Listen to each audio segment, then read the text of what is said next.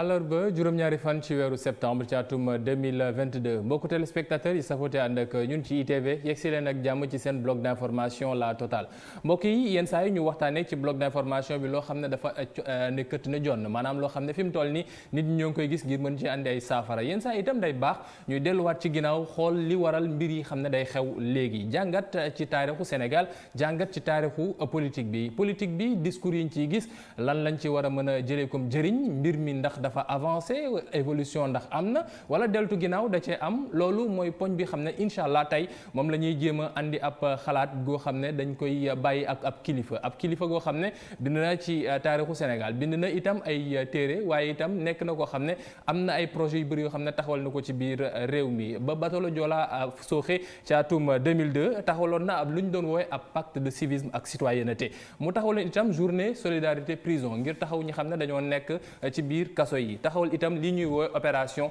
médecin sans blouse lépp rek ngir mën a xool nu ñuy taxawoo sénégalais yi taxawu sénégalais yi yenn saa yi nag day baax lu jëm ci mbirum politique ndax ñooñu ñooy ñi jël décision ñooñu ñooy wax yenn saa yi ñu leen di dégg ñi jàngal seen discours loolu la tàmbali def fan yi waaye itam ay at yu bëri tey jii moom la ñuy waxtaanee ak suñu gan di Abdou Khadre Gaye nekk ab écrivain nekk itam président ONG EMAD di entente de mouvement bi xam ne dafay yëkkati lépp lu association pour le développement sëñ Guèye ñu ngi lay ziar sant bi rek moo xaw a macha allah waaye ñu ngi lay ziar te la bàyyi nga nuyu waa Ndakaaru penc yi fi nekk yëpp ak waa bitim réew.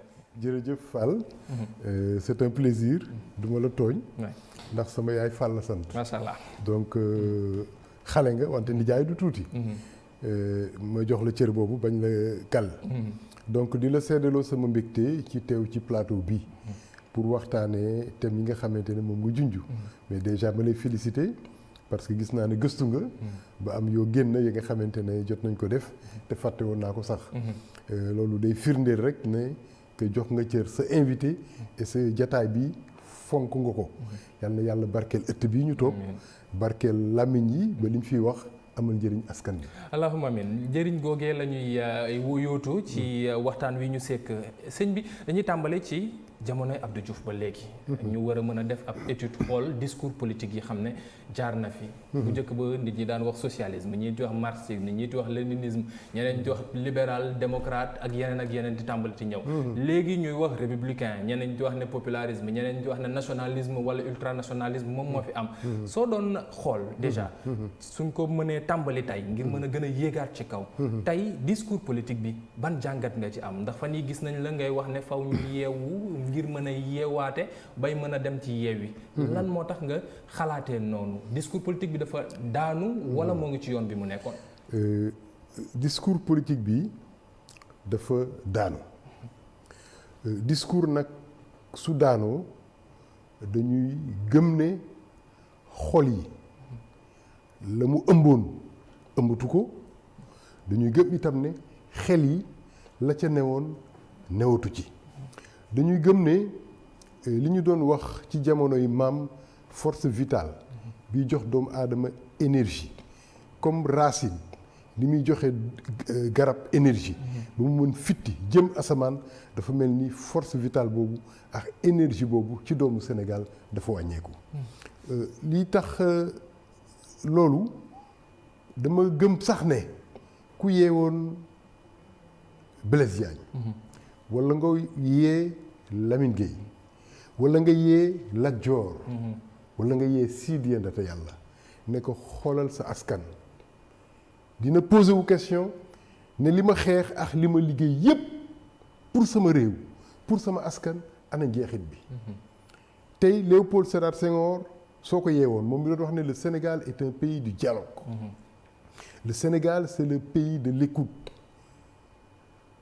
soo ko yeewoon won ko espace politique bi ak yeneen espace yi fi ne dina am découragement bu rëy ci xolam ndaxte on a l'impression que l'homme sénégalais a régressé soo demee ci téere yu mag yi alxuraan par exemple daf la ne nit mu ngi diggante malayka ak rabu àll su góorgóorloo tuuti malayka du ko ëpp daraja wante su sàgganee tuuti rabu àll la koy tane olof di wax nit ku rabe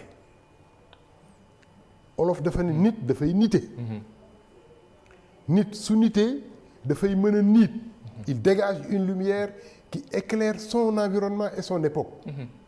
Mais nit su rabee day firi ne nit kii kat rabu àll la gën a niroo ni ku nit. ndax fitna. tey soo xoolee espace politique bi nga déglu acteurs politiques yi ñuy wax. Tu ne retiens absolument rien. Absolument rien. Slogan, dénonciation, attaque. Tu as l'impression que ce n'est plus de l'adversité, mais c'est de l'animosité, parce que su fekkee ne nit dafa sàggan ba doon rab def naa animosité rek lay mën dégager. Et tu as l'impression que ces acteurs politiques dafa am benn haine bu ñuy charrier.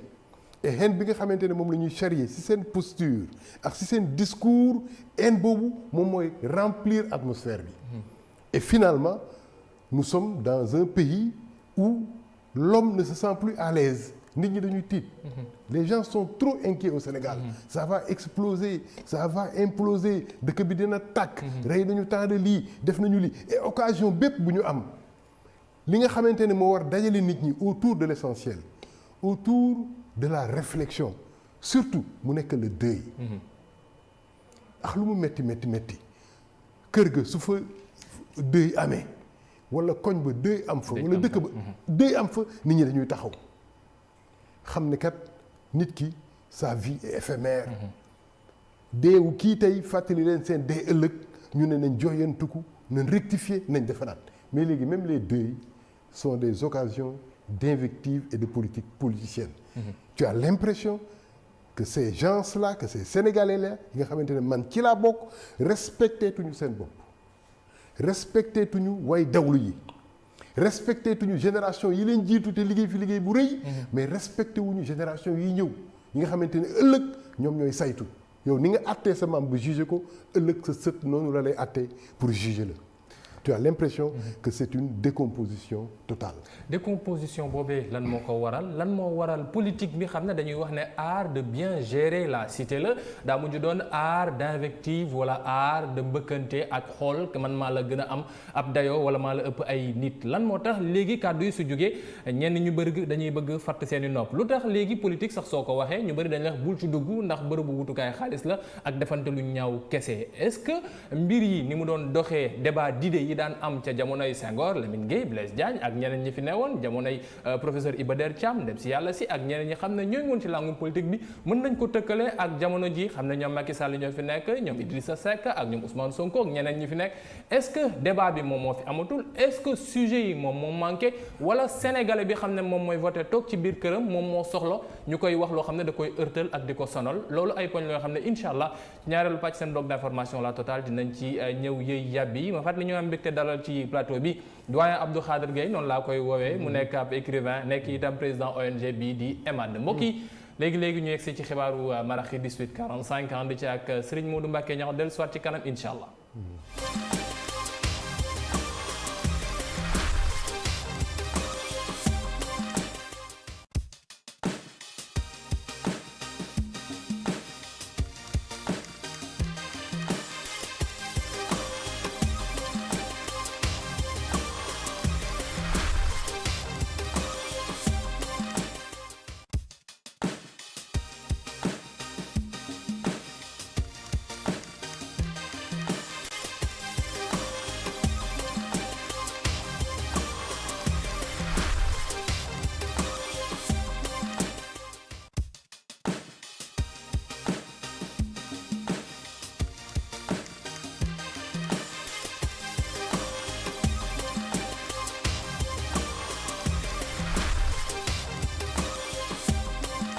sant ko baax gërëm ko moom Serigne Modou Mbacké Niang mi xam ne moo nekkoon ci xibaar yi ci kàllaamay wolof ci 18h45 bi maanaam ci marax bi mbokk yi ñu yegg si ci ñaareelu pàcc seen bloc d'information la totale ni ma leen ko xam ne ñoo ngi am mbégte dalal ci plateau bi doyen Abdou Khadre Gueye nekk écrivain nekk itam président bu ONG EMAD entente des mouvements et associations pour le développement moom nag la ñuy àndal tey ngir mën a def ab radioscopie jàngat ci discours politique bi ci jamonoy Abdou Diouf Senghor Blaise Diagne itam Lamine Gueye ba wàcc ci léegi ci jamonoy président Macky Sall ak langue gi ñi fi nekk nan lañ ci war a mën a jaaree ay jàngat mbir mi su fekkee dafa wàcc lan moo ko waral nan la ñu war a mën a rehausser le niveau su fekkee ne mën naa ne waaye itam su fekkee mënut ne ndax dañu war a defaat ab tourner page réinventer lii di discours politique Sénégal yooyu yëpp ay mbir loo xam ne dinañ ko waxtaanee tey jii alors grand sànq yaa ngi ne discours bi dafa wàcc.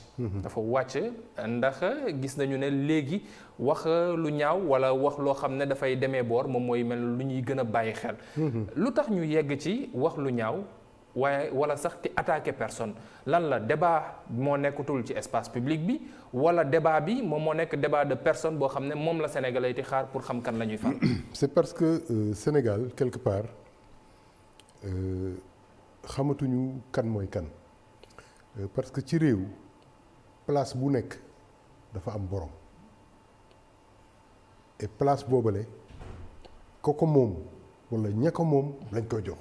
c'est pas parce que dañ ne ñii waruñu ñii war nañu déedéet mais place bu nekk dañuy xool ban compétence la laaj ak naka la bu nit ki war a mel pour mën ko yore ñu jox la ko.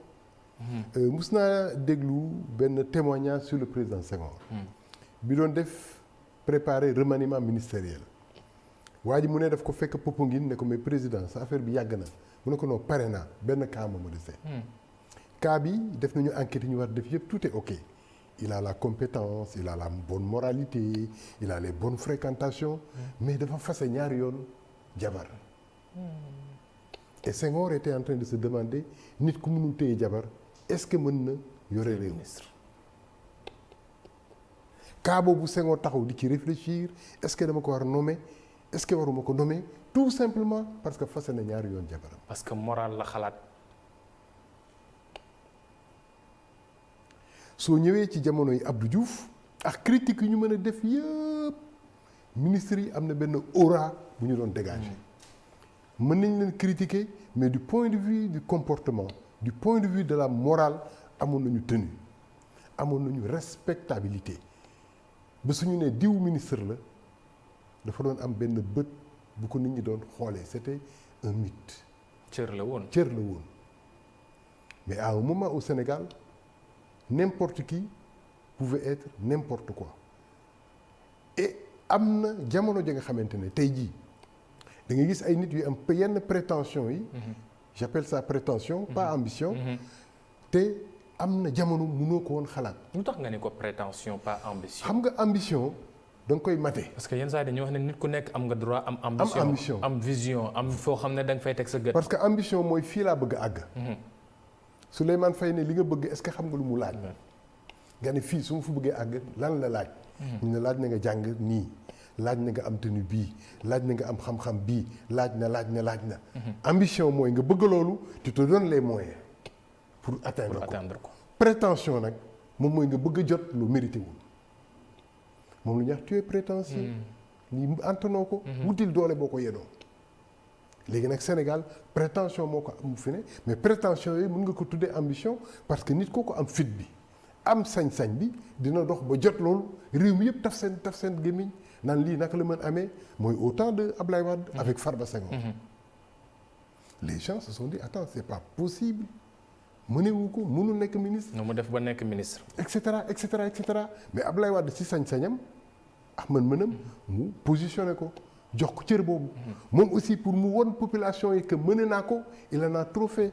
dans la communication surabondante dans la démesure.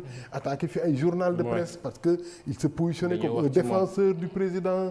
une sorte de calot bleu qui était à point avec Wade dans les batailles politiciennes. bu am confusion de genre bay faalu diw. alors que ne ministre nga en tant que tel. et cetera et donc à partir de ce moment les gens ont commencé à se dire mais attends puisque kii doon na ko pourquoi pas moi mais les étudiants ont commencé à délaisser les études parce qu'on a promu des étudiants qui n'étaient pas à la hauteur. ñu jaar par politique bi ba am fi ay daraja am fi ay ndomba tànk mën fi lu ne tekki fi lu ne. alors que bu yàgg xam-xam. moo doon joxe cër. ci loolu laa bëgg ñu taxaw tuuti ndax yaa ngi ko wax léegi mbirum xam-xam. système méritocratie. est-ce que dafa nekk loo xam ne dafa daanu Sénégal. daane laale mythe bi nekkoon ci ginnaawu cër bi ñu daan jox nit ne ko diw yow yaay toogee fii diw yow yaa sañ a wax lii diw yow yaa sañ a jëf lii est-ce que loolu moom moo daanu Sénégal. effectivement dafa daanu dafa nërmeelu bul yem ci politique bi. am na jamono Alaaji Ibrahima Sakho moo doon def ay gàmm. am na jamono conférence yi sëñ Sam Mbaye ngay toogal. muy wax sëñ Sam même soo gëmul li muy wax. boo ko wax moom pas-pas il t'impressionne. parce que daf lay orne kii li muy wax moom mi koy wax gëm na ko. Friedrich Nietzsche disait que la preuve du philosophe c'est sa vie. lu ma la déglu rek. damay xool est-ce que li ngay digle. yaa ngi koy jëfee. sëñ Sam da nga koy xool nga xam ne kii tasawuf lay dund. Alaaji Ibrahima Sakho du woon waaraatekat kese. dafa gëmoon baatin ak tasawuf. di ko appliquer dans sa vie. li mu doon dund moom la doon nettali nit ñi. moo tax il était convaincant. il était beau. parce qu'il était sincère. amoon na dayo bi Dalai Lama am tey ci àddina. xam ne soo ko gëmul it tu le respectes. mais tey ñan ñooy waaraate léegi Sénégal ñan ñooy waaraate dañuy toog ak yow waaraate ba pare ànd ak yow sa làmb ja ànd ak yow sa baal ba ànd ak yow sa driyanke ya soo waxee ñu ne la noonu déglu li may wax bul xool li may def. Friedrich Nietzsche non je suis pas d'accord du ma déglu li ngay wax parce que l'homme c'est les actes qu'il pose c'est pas ce qu'il dit mais ce qu'il fait. Lamine Gueye jamono ba mu ci nekk Lamine Gueye dafa gëmoon na mu doon dund. Blaise Diagne loo ko mënti critiquer dafa doon dund parce que c'était des gladiateurs c'était des combattants. Cheikh Anta Diop fekkee ko fu muy defee conférence da ngay xam ni kii triché wul. c'était un combat qu'il menait dafa xeex ba daanu ci taabal bi. moo tax il est beau on le respecte parce qu'il s'est sacrifié pour son pays mais léegi c'est du cinéma. mais lan moo waral léegi mu doon cinéma ñële li ñu doon défendre moom moo fi desatul wala niñ ko doon défendre moo mënatul nekk léegi yaa ngi wax léegi méritocratie ak ki war a def ak ku warut a def mais est-ce que léegi démocratisation de la parole démocratisation du temps de parole et aussi de l'idéologie en tant que telle ku nekk loo xalaat rek jàpp nga ne moom mooy li gën nekkul loo xam ne peut-être moom moo andi lii ñuy gis ngeen di koy woowee ab salfaañe peut-être. xam nga am na ay outils yu bees yu ñu dab. muy internet bi. ku mu neex tu as ta chaîne de télévision tey nous sommes 15 millions de Sénégalais. Sénégalais bu nekk chaîne de télévision la. parce que heure bu ko neexee bu jël téléphone am cliquer def vidéo mu balancer ko dans le net. wax lu ko neex nit dafa yàgg bëgg scandale. moo tax les spectacles des villes qui prennent feu. ont toujours fasciné l'humanité. les spectacles des grandes catastrophes. la chute du juste. le juste qui est en train de chuter di daanu.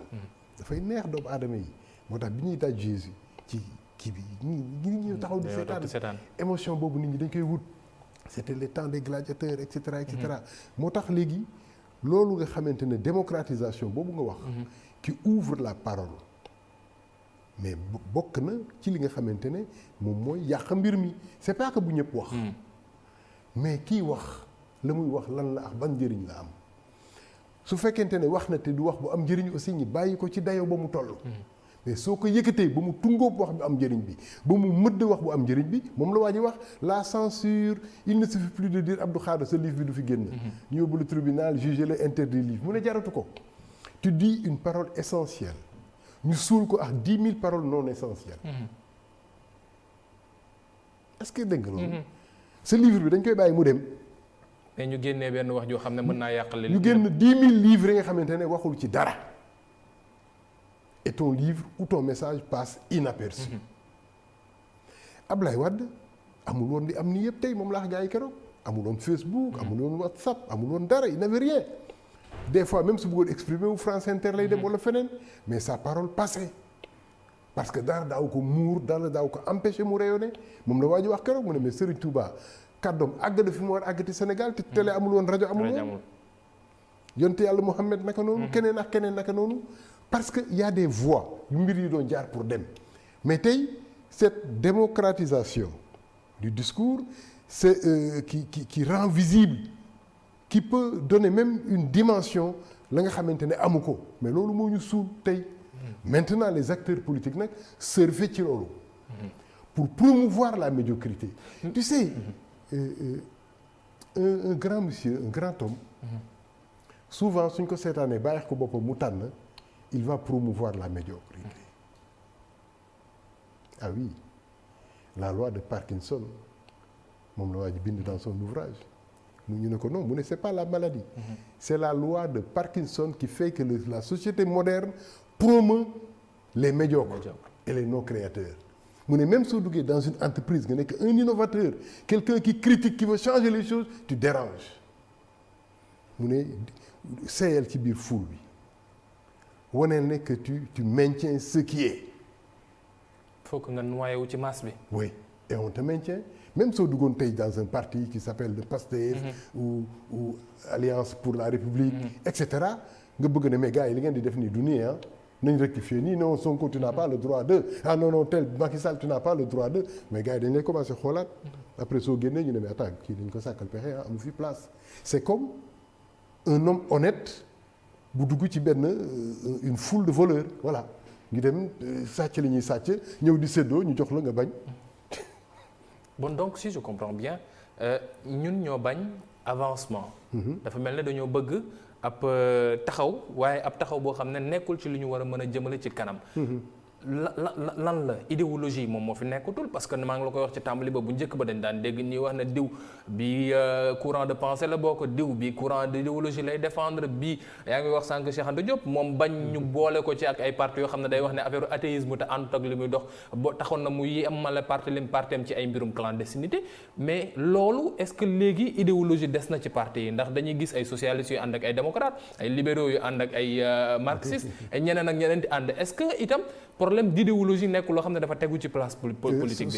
soxlatuñu idéologie léegi c'est l'ère de la visibilité médiatique, c'est l'ère du buzz, c'est l'ère de la théâtralisation. Même États-Unis am na ko, mais c'est différent de nous. Avec Ronald Reagan on a commencé à vivre l'ère des présidents comédiens. soxlawuñu nga nekk un grand monsieur de la taille de John Fitzgerald Kennedy wala Jefferson. Sois un bon comédien.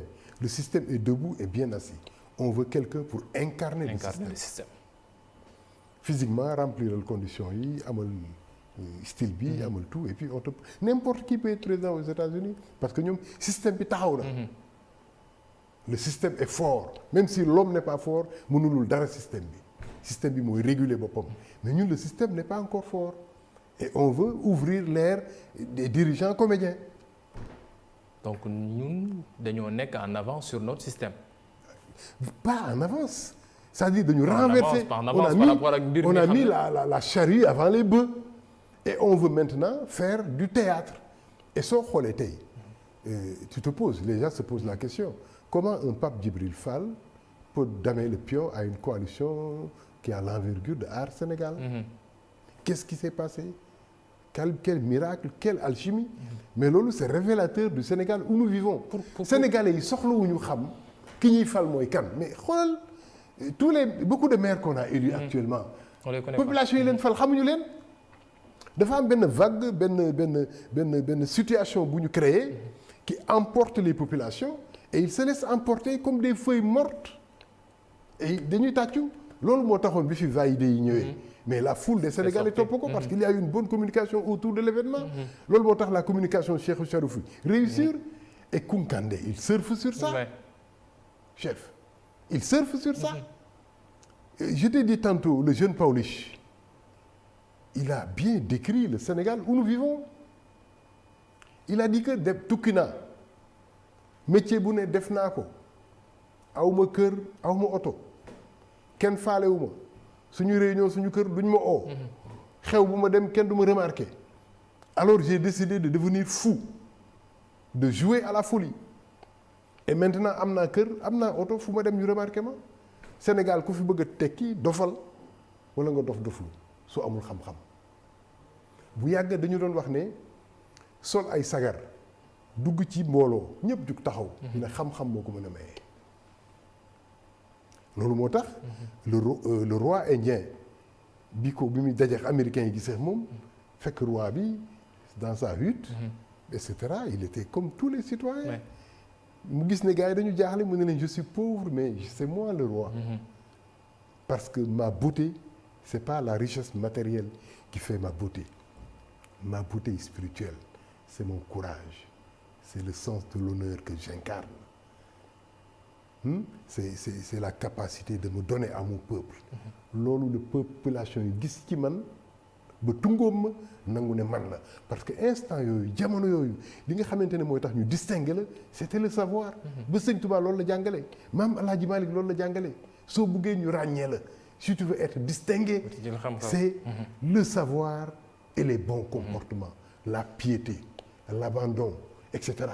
Mais tey jamono jooju suñu ne diw tekki na mooy jàng na xam-xam ba matal ko defar na ay jikkoom bu ñu baax mais tey lan mooy tekki naa amal xam-xam amal jikko kenn du la faale.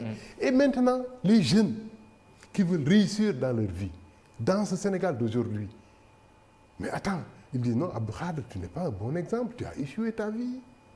Oui, ils ont raison. Dans le sens moderne du terme, j'ai échoué ma vie. Mais intrinsèquement, moi, je suis fier. Et je sais que je suis devenu celui que je voulais être. J'incarne les valeurs que je portais. Mais ces valeurs ne sont plus reconnues par la société. Loolu moo tax Pape Djibril Fall damee le pion à la coalition Aar. Parce que ñoom dañu bëggoon surfer sur les valeurs en disant que kii nekk na ministre il a démissionné. Parti ci loolu laa bëgg parce que moo tax sénégalais yi di wax ne nga baal ma daaneel la foofu. sàcc sénégalais yi merewuñu sàcc. sàcc garaawul xam nga lan moo bon. nga bañ a rëcc. nga sàcc te rëccoo ba ñu téye la. kooku la ñu wax kii moo con. mënul woon tëb fenêtre bi wala mu daw balaa gars yi di ñëw mais soo rëccee. na Sénégal yëpp xam ne da nga sàcc c'est bon ça passe parce que après oto bi ñëw na. clinquant bi ñëw na. nga dem may ci ay miettes à gauche à droite gars yi tàccu la. On oublie l'acte que tu as posé. Le pouvoir de l'argent. C'est le pouvoir de l'argent. Le paraître. L'être n'a plus d'importance. Paraître, être amatul importance ci jamonoy Abdou Diouf ak Abdoulaye Wade mënul woon ñàkk ay xuloo amoon na yenn saa yi ñu waxante ay kàddu waaye kàddu yu ñuy dégg léegi ci langue politique bi daawuñu ko woon dégg kenn daawul woon attaqué jabaru jàmbur kenn daawul woon wax doomu jàmbur kenn daawul woon wax ne diw moom lii la diw lële la diw baaxul wala diw leew ak le mais ay idée lañ daan xeexante léegi ci langue politique bi soo waxee Ousmane Sonko ñun la baaxut soo waxee Ousmane Sonko lu tax baaxut ñun la parce que diw ci boor bii la bokkee nga ni Macky Sall ñun la noo baaxut lu tax baaxul nga ni non parce que moom ci boor bee la bokkee ñeenee dañ koo topp parce que moom seen mbokk la nga wax Idrissa Seck ñun la noo baaxul parce que daa jege nguur gi ay jamono yu bëree bëri à la limite c'est comme si nit ki xooleetuñ ko léegi xam-xamam xooleetuñ ko li muy véhiculer comme message mais dañ koy xoolee ngir lii xam ne moom la fa ma bokk wala la mu mës a wax wala la mu mës a def est-ce que discours politique bi dañ koy yàq ndax léegi politique yi nit ñi ñooy xeexante seen biir wala sénégalais bi xam ne daa toog këram je reviens sur ça aussi sénégalais bi xam ne daa toog këram ni ko tàmmut waxee falatul mais day folli xoolatul ki gën mais day xool ki xam ne daf fi newoon li baaxatul ma génnee ko. Non, c'est qu'en réalité on suit l'espace politique comme on suit un match de navétane. Comme on suit une séance de lutte. Tyson la faral yow Bombardier nga faral. Quel que soit Tyson li mu def il a raison. su fekkee ne dañ dem ba ci nivellement boobu c'est un peu grave. su fekkente ne Abdou Khadre gëm na boppam Alassane gëm na boppam mais Abdou Khadre peut se permettre d'échouer te du weddi boppam. ñi àndax man su dee dañu gëm àndax man ci ay principes ak ay valeurs victoire beex échec bi amul différence. parce que valeur bi la ñu gëm. c'est le philosophe qui se disait mon heure n'a pas sonné. Nietzsche bi mu génnee ses premiers ouvrages les populations n'ont pas suivi. Bon mu ne en fait les oreilles de cette génération ne peuvent pas entendre mon discours. Je ne suis pas la bouche pour ce peuple. Donc je suis possible. Encore là. Je travaille pour les générations à venir. Mais waxul ne opinion bi àndul ak man rek j'ai tort. Mais tey su opinion bi àndul ak yow tu as tort et toi tu te renies. Parce que l'opinion t'a renié. Mais l'homme véritable qui est là pour transformer le monde, mais il se balance de l'opinion. li may wax ni baax na dëgg la mais c'est parce que la démocratie nous apprend que la majorité a raison mais or en réalité la majorité n'a pas toujours raison si la majorité est idiote l'idiotie sera au pouvoir. Mais est-ce que parce que l'idiotie est au pouvoir toi tu vas te ranger du côté de l'idiotie? Tu te diras tout simplement que ce peuple n'a pas encore compris. Mais ëllëg dina comprendre et su comprendre ëllëg dina me porter haut. C'est pourquoi Mamadou Dia. bi ko Senghor tëjee kaso. mu ne bi mu duggee ci kaso bu pare il a oublié Senghor. Ce n'était plus entre lui et Senghor. C'était entre lui et lui-même. C'était entre lui et le divin. Et merewul Senghor parce que c'est un croyant. xam na ne le destin existe. mooy tey l'imam qui est décédé. les gens. yàlla na ko yàlla yërëm. les gens bëgg a transformer décès boobu teg ko beneen situation. alors que li tax ñoom tey ñu porter ko au triomphe c'est parce que le pouvoir l'a bousculé. su ko pouvoir bi bousculé wul woon il restera dans l'anonymat voilà. ngaan gi mu nekkoon ndax dinañ ko fa gën a génneeti ko xam feneen. kenn du ko xam. mais donc su fekkee ne destin moo waral loolu da ngay def ni Serigne Touba defoon dafa ne bañ tubaab. doy na jaamu yàlla. mais bi mu comprendre le mystère de la chose dafa ne baal na ñëpp. parce que xam na ne tubaab bi jumtuwaay la te ñoom ñoo ko war a pousse. ci yoon bu mu war a jëm. c'est ça l'acceptation du destin. c'est ça kooku c'est la grandeur d'un homme grand moo ko mën a xam c'est ce que Nelson Mandela a compris. bi mu génnee prison jël le pouvoir. gars yi ne ko vas-y va mu ne attends su ma nekkee fii di fayu tooñ bi ñu ma tooñ pendant 1000 ans je passerai 1000 ans à causer du tort à d'autres personnes. mu ne rek vérité d'accord. mais réconciliation c'est ça la grandeur c'était aussi ça la grandeur de Ablaye Wade. mais grandeur boobu est-ce que ñun am nañ ko fi mu toll nii parce que là c'est comme si. amatuñ ko bon ñeneen dañ leex na la ba fi Ablaye Wade ba muy toog. am na ñenn ñoo xam ne moom la tegoon ay jafe-jafe. muy ñu nekkoon ci parti socialiste. mu am ay audit yu mu def yu metti Macky Sall toog def ay itam ay audit ci ñi xam ne ñoom ñoo fi nekkoon ci jamono Ablaye Wade moom tamit nee nañu su jugee danañ defaat audit ñi mu fi toog ñi mu fi tegoon. à la limite est-ce que duñu nekk ci benn ristourne boo xam ne le peuple n'avance pas les idéologies ou bien la communication le discours ne change pas. waaw parce que bon on va passer notre temps à piétiner on va passer notre temps parce que day def ba acteurs politiques yi dañuy foog ne ay réalisateurs de téléfilm la ñu quoi. scénario. voilà. ils nous créent des scénarios comme dans les films benn feuilleton bu dul jeex. feuilleton Adji Sarr. ñu topp ci feuilleton Adji Sarr di débat chaque jour ñu indi ñu benn basculement bu bees benn chapitre bu bees on passe la presse suit les populations suivent grand place yi topp et on est dans un nuage on oublie la réalité de notre vie on oublie la réalité du Sénégal mais les hommes politiques loolu léeg-léeg aussi ñoom loolu dafa leen di arranger aussi bien ceux qui sont dans l'opposition que ceux qui sont dans le pouvoir. Et maintenant on fait dans la théâtralisation. Comment nan la leen di arranger. non attends nu mu leen di arranger mooy ñoom seen objectif c'est pas de transformer les populations et de transformer ce pays. Ils sont pas dans l'excellence pour transformer dëkk bi. Malgré les slogans malgré tout ce qui se dit. C'est du vent mais Thomas Sankara bi mu bëggee transformer dëkkam ba yéeg pour transformer ko mais ñëpp ñu ko xool xam nañ ne kii dafa bëggoon transformer Sékou Touré. bi muy waxee le non tubaab yi dem yàq li nekkoon Guinée yëpp. il a lancé un appel et les intellectuels africains ont répondu à l'appel de Sékou Touré ñoom Kizerbo ñoom David Diop ñëpp daw. dañ ko wuy si Sékou Touré pour jàppale ko pas pour s'enrichir mais pour aider la Guinée à se réveiller de ce coup trop dur ñooñu wutuñu richesse. ils sont morts dans la pauvreté. Cher, ils sont morts dans la pauvreté. Mais qu'est-ce qui se passe dans ce pays? Tu as l'impression que les gens utilisent des voies détournées pour s'enrichir. On dit assemblée de l'excellence. Ouais. Et pendant que nous avons assemblée de l'excellence, qu'est-ce qui est en train de se passer? Partage du gâteau. Ku nekk yaa ngi xool naka laay def pour gagner le maximum ci 2 ans yi may def ci assemblée bi pour defar sa affaire comme on dit au Sénégal. Même yow foo duggee ci dara nit ñi dañ lay conseiller defaral sa affaire. lijjantil sa bopp. On oublie qu'il y a des moments historiques où des individus, des générations doivent se sacrifier pour sauver un pays. Ça s'est passé comme ça aux États-Unis. Le Far West neexul woon. Le Far West neexul woon. Mais des générations se sont sacrifiées pour donner naissance à l'Amérique d'aujourd'hui. Demal Asie des générations se sont sacrifiées. Mahatma Gandhi c'est l'appel qu'il a lancé bi ko gars yi ñëwee jël ko réunion indi gaare oto mu ne oto bi pour lan la ñu ne ko pour yóbbu leen ci réunion ba mu ne ñuy xeex anglais yi askan bi yëpp di dox. man may dugg oto lan moo tax nos pouvoirs aujourd'hui ils oublient le peuple. une fois que ñu falu amatuñu contact avec les populations. amatuñu contact ak population yi man ma dugg ci biir car benn gars dugg si car bi fekk ma fa Abdou Khadre na nga def yow waroo dugg car de. wallaay. attends waroo dugg car et des gens m'appellent non waratoo dugg car da nga war def nii da nga war mel nii et c'est ça la rupture mais su fekkente ne askan dañu dem ba tollu foofu nga xamante ne même en politique ku amul jumtuwaay amul moyen amul xaalis ñu ne waru ko wut.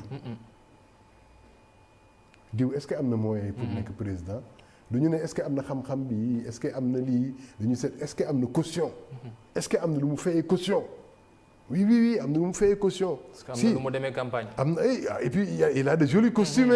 am na costume am na lunette bu rafet am na montre bu rafet am na lii lu rafet kërën il a tout le clinquant tout l'appareil extérieur pour être président moo tax tey ñan ñooy convoité xoolal les candidats qui se proposent pour être président de la République du Sénégal nattuñu leen ci xam-xam nattuñu leen ci jaar-jaar il ne ressemble même plus à Mamadou Dia. Tu as vu Mamadou Dia il était beau dans sa laideur. Tu as vu Cheikh Anta c'était un gladiateur.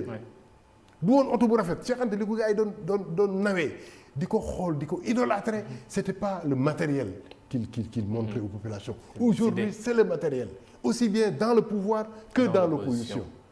Il y a des gens même su leen président ooyee consultation dañ naan demal ci tailleur bi léegi nga ñëw parce que am na la nga xamante ne soo demee seeti ko président dafa lay xeeb dafa naan matewoo ko parce que yére yi tolloowul ak fonction bi mu la bëgg a jox mais où ira le Sénégal où ira le Sénégal mooy laaj bu ñuy samp ci ñetteelu pàcc seen bloc d'information la Total ma fàttali ñu ngi am mbégte dalal ci plateau bi Abdou Khadre Gueye nekk écrivain nekk njiital ONG EMAD ñuy xool ak moom lii ci langum politique bi discours yi ñu fi am slogan yi moom lay jàngat ci jeexatal bi booy Benno Aar Yewwi wala sax bokk gis-gis est-ce que ñun ñëpp ñoo bokk li xam ne moom la ñuy seet ngir Sénégal wala coow li ngir ñu émerger ñoom politiquement rek lay doon ak itam nu ñuy émerger ci seen mbiru koppar fàtte émergence su Sénégal révolution wala relance su xam-xam gi fii ci biir réew mi yooyu ay poñ loo xam ne incha allah ci mujjanteelu bàcc seen bloc d'information la Total dinañ ci yëy yàbbi ak suñu gan léegi xibaaru nasaraan ni 19:45 ànd ci ak soxna Aïssatou Ndiaye Fall la.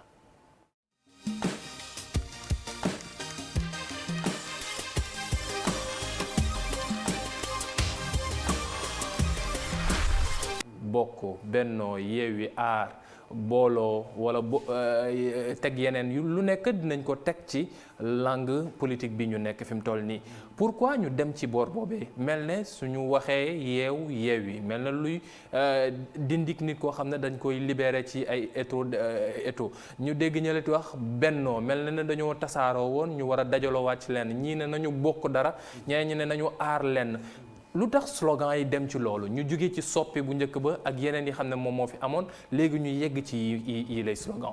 xam nga su fekkente ne le contenu est bien.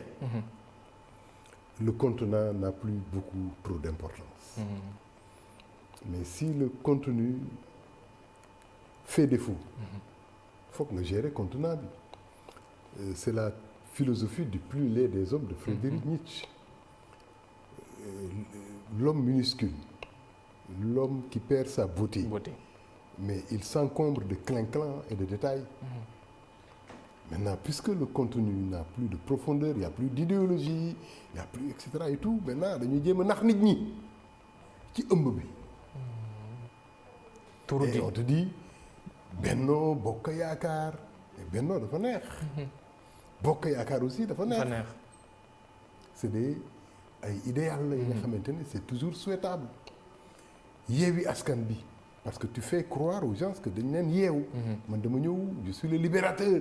Tu te positionnes à libérateur mais waa ji nee na ma askan kenn du ko yeewi Modou Diop moo ma ko wax. mu ne ma nit ku ne mooy yeewi boppam. c'est même manque de respect askan bi que ne ko damay ñëw pour libérer la parce que nit ki mooy yeewi boppam. def nga ci ab bataaxal fan yi nga nekk ci wax ci Yewwi ak yeew. nga mel na luy wax ne yeewu dafa am Yewwi am ak ki ñu yeew. mu nekk ñetti mots yu différents.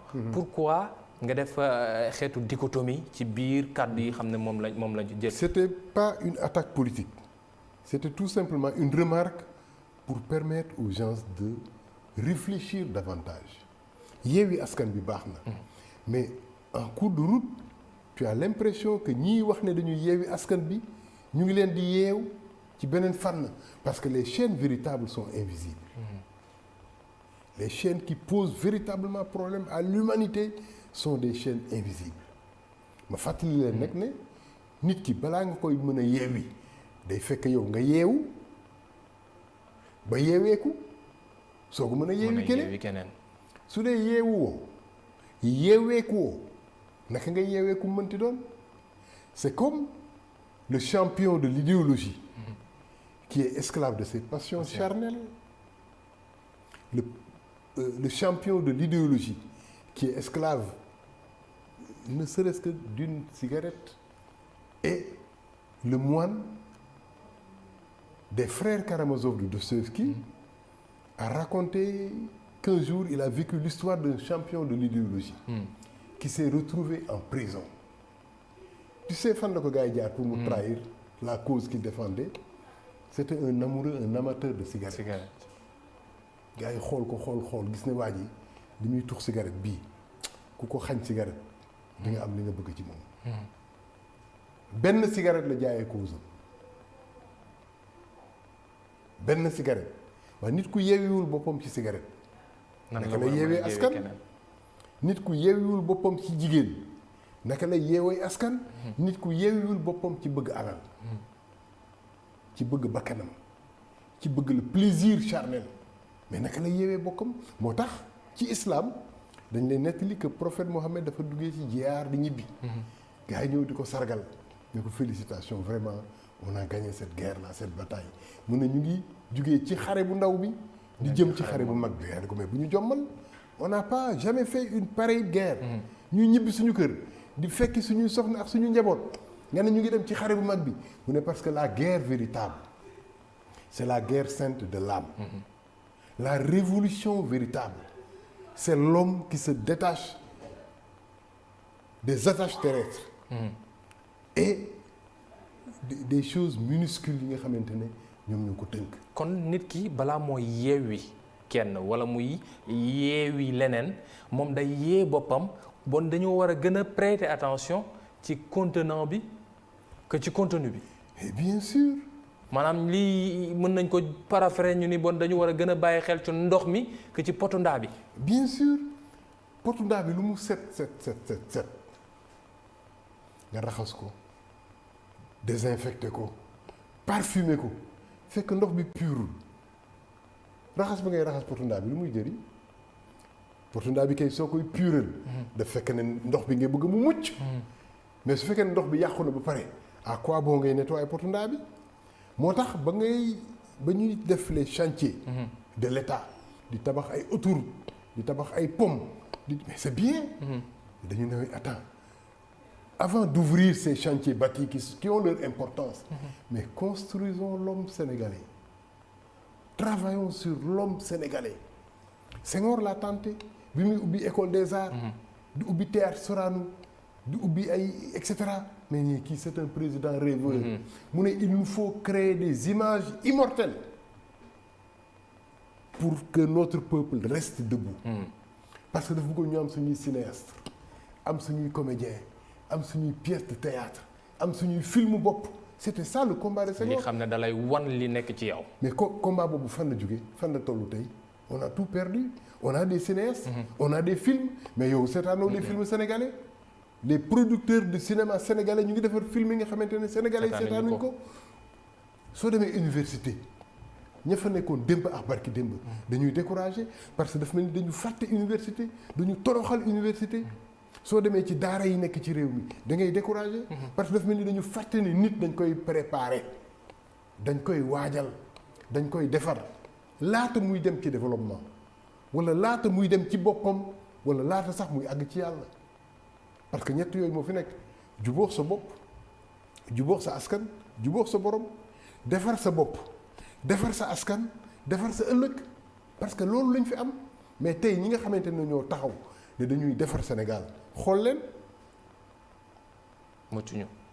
bon balaa ngaa defaral da ngay defaru. fan dafa mel ne 30 secondes moo ñu dese ñoo ngi may def signe de l'autre côté doyen. là ñëpp wax nañ ko. ba ñuy dogaat di toog sax 2012 président Macky Sall ba muy dogaat di toog ak benn bokk yaa ñëpp déggoon nañu waa Y'en a marre doon wax ne il faut un nouveau type de sénégalais.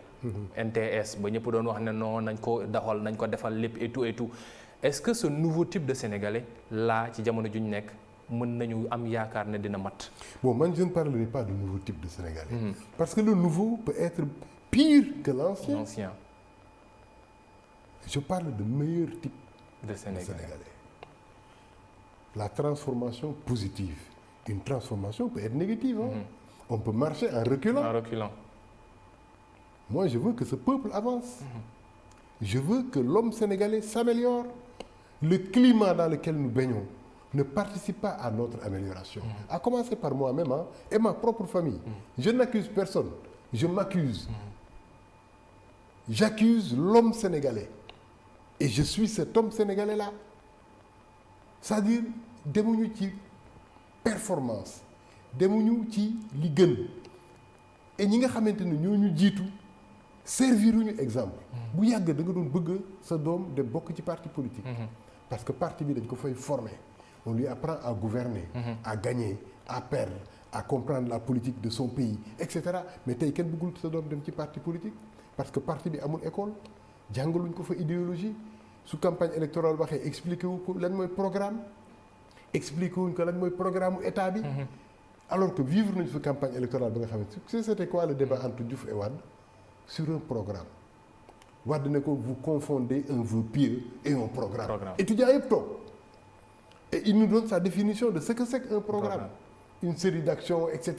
waa PS yi tontu ko mais c'était une école pour les jeunes qui étaient en train de grandir ñëpp daw dem ci bibliothèque yi commencer lire livre et parti bu nekk amoon nga sa journal pour défendre sa idéologie défendre sa position ban parti moo amati journal am nañu mais dañoo laaxatu loolu sunu liggéey bopp la ñun ñu sant ko baax gërëm ko doyen Abdou Khadre Gaye mi ne woon tey suñu gan ki seen bloc d'information La Totale mu nekk ab écrivain nekk président ONG bi ti EMAD di entente des mouvements association pour le développement ma fàttali ne am na ay projet ak i programme yu bëri yoo xam ne taxawal na ko ci biir réew mi ngir lépp rek jëm ci sénégalais boo xam ne peut-être mën nañu wax ne sénégalais gi gën ni mu ko waxee meilleur type de sénégalais pas nouveau type de sénégalais mais MTS meilleur type de sénégalais mu jaaree woon ko ci ay jamono ci opération Médecins sans blouse journée solidarité prison ak itam ay pacte pour le civisme et la citoyenneté ci jamono jooje xam ne président Macky Abdoulaye Wade moom moo fi nekkoon après naufrage bateau le Joola doon woote ci introspection